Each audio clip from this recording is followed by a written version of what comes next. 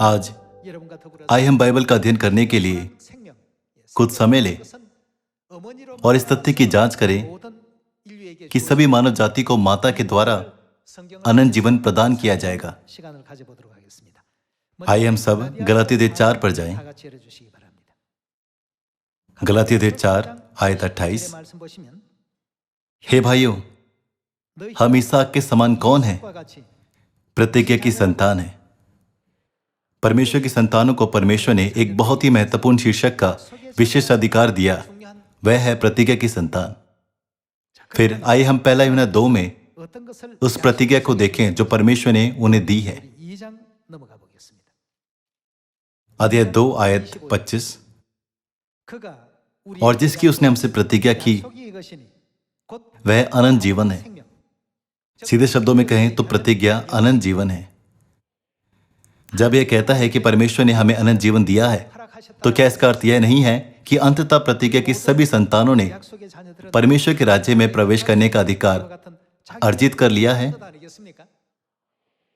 जब हम सभी जीवित प्राणियों को देखते हैं जिनके पास शारीरिक रूप से जीवन है, तो उन्होंने अपना जीवन अपनी माताओं से प्राप्त किया है। आकाश के पक्षियों, समुद्र की मछलियों और भूमि के पशुओं में से क्या कोई ऐसा प्राणी है जिसे अपनी माता के बिना जीवन मिला हो? जब आप इन सब की जांच करते हैं तो आपको क्या लगता है कि परमेश्वर की इच्छा क्या है, जिन्होंने सभी जीवित प्राणियों को उनकी माता के द्वारा जन्म लेने दिया? यदि हमारा शारीरिक जीवन एक शारीरिक माता के द्वारा दिया जाता है, तो परमेश्वर ने किसके द्वारा हमें अनंत जीवन की प्रतिज्ञा देने की योजना बनाई है? इस बात पर विचार करते हुए कि जैसे शारीरिक जीवन एक शारीरिक माता के द्वारा दिया जाता है, वैसे क्या हम यह निष्कर्ष नहीं निकाल सकते कि आत्मिक जीवन केवल तभी दिया जा सकता है जब एक आत्मिक माता का अस्तित्व हो? फिर आइए हम उत्पत्ति 1 में जाकर देखें कि बाइबल में माता परमेश्वर है या नहीं। उत्पत्ति 1 आयत 26। फिर परमेश्वर ने कहा, हम मनुष्य को अपने स्वरूप के अनुसार अपनी समानता में बनाए। जब परमेश्वर ने मानव जाति को बनाया तो परमेश्वर ने कहा हम मनुष्य को बनाए। परमेश्वर ने बहुवचन शब्द हम का उपयोग किया। आइए हम जारी रखें। और वे समुद्र की मछलियों और आकाश के पक्षियों और घरेलू पशुओं और सारी पृथ्वी पर और सब रेंगने वाले जंतुओं पर जो पृथ्वी पर रेंगते हैं अधिकार रखे। तब परमेश्वर ने मनुष्य को अपने स्वरूप के अनुसार उत्पन्न किया। अपने ही स्वरूप के अनुसार परमेश्वर ने उसको उत्पन्न किया। और किसकी सृष्टि की? नर और नारी करके उसने मनुष्य की सृष्टि की।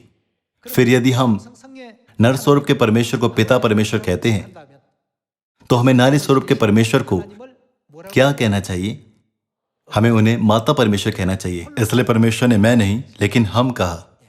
चूंकि पिता परमेश्वर है और माता परमेश्वर भी है, इसलिए परमेश्वर ने यह कहने के बजाय मैं मनुष्य को स्वयं ही बनाऊंगा, यह कहा हम मनुष्य को बनाए। उत्पत्ति 1 के वचनों के द्वारा क्या हम बिना किसी संदेह के स्पष्ट रूप से यह महसूस नहीं कर सकते कि हमें परमेश्वर के अनंत जीवन की प्रतिज्ञा प्रदान करने के लिए किसका अस्तित्व है? हम इस तथ्य की पुष्टि कर सकते हैं कि निश्चय रूप से माता परमेश्वर का अस्तित्व होना चाहिए। इस प्रकार माता के अस्तित्व के बिना क्या शारीरिक जीवन या आत्मिक जीवन भी संभव हो सकता है? नहीं। यदि शारीरिक जीवन एक शारीरिक माता के द्वारा दिया गया था, तो उसका अर्थ है कि यह परमेश्वर की इच्छा है कि मानव जाति को आत्मिक जीवन अर्थात अनंत जीवन एक आत्मिक माता के द्वारा दिया जाएगा। इसी के साथ मैं आज के उपदेश को समाप्त करना चाहूंगा। आपका बहुत बहुत धन्यवाद।